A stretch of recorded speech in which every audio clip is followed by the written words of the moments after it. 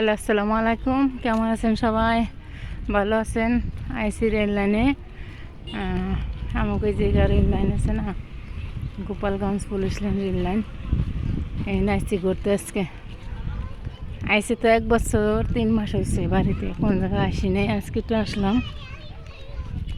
এই আমার যা আইছে, বাসের পোলা আইছে, আমার পোলা আইছে, সবাই আমরা আইছি একসাথে।